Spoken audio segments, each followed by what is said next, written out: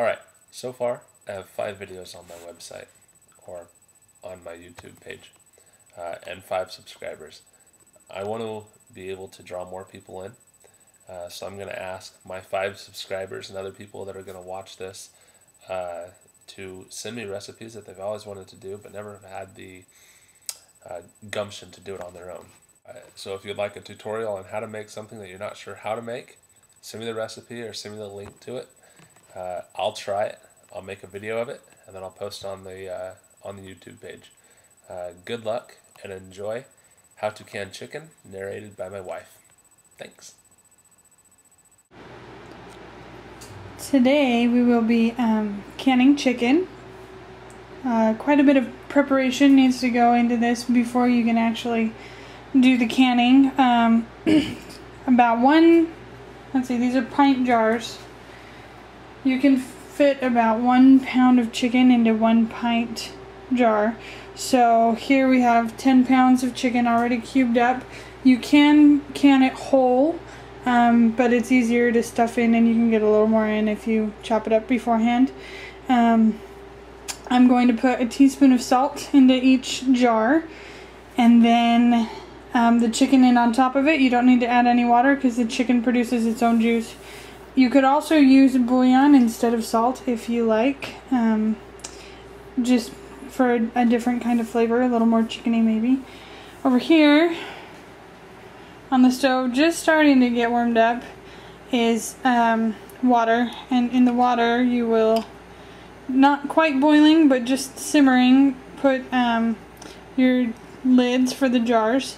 You do this to soften up the seal part so that once the chicken is in the bottles, then you can just plop this on top and it'll seal it pretty nice.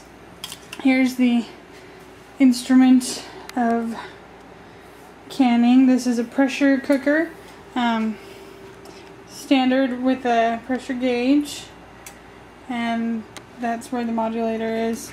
You can fit 8 quart-sized jars in here, or 16 pints. You just stack them one on top of the other, using that to separate, and you'll fill that with about 1.5 inches or so of water before you start it.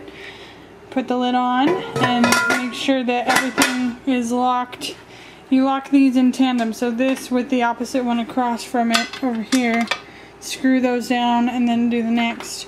You'll cook the chicken at 10 pounds pressure for 90 minutes. So you let this steam and get going first to build up the pressure. It should do that for about 7 to 10 minutes. And then you put the modulator on at 10 pounds. I don't know if you can see that, 10. Put the modulator on at 10 pounds, just right on top. And you'll have to watch carefully to make sure that the arrow here stays at 10 for the whole 90 minutes. So that's the game plan for now. Okay, as you can see, 10 pounds of chicken does fit 10 pint jars quite nicely. You fill them just to the rim line, leave about 1 inch of headspace so that there's room for the juices to go. One thing I forgot to mention is that the jars must be sterilized before you can fill them. I did this just by putting them through a hot cycle in my dishwasher prior to filling them. Next time I'll use wide mouth instead of regular mouth bottles. That would make it easier to fit the chicken in.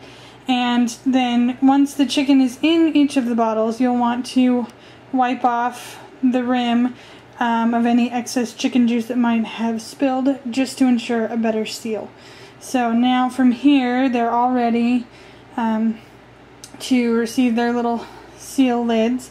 And then we'll screw this on over on top, load them into the pressure cooker, and set them to work.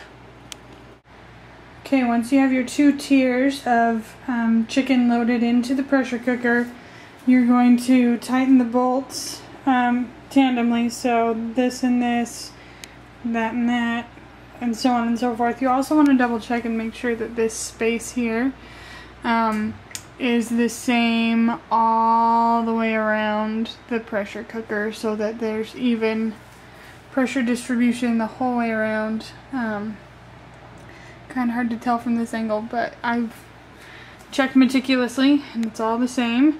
So now we're ready to start the process of the canning.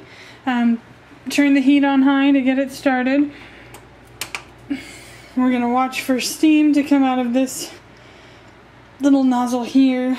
Once it does, and it gets going pretty good, we'll let that go for 7 to 10 minutes, and then we'll put the pressure modulator on, and that should set us going.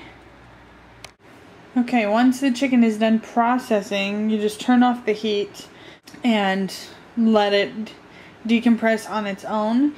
The reason you do this is that if you open it too soon, then the change in pressure might cause some of the juices to seep out of the bottles, and it just makes a mess. It's not as clean and it's not as nice. So from here we will open it up and clean them off.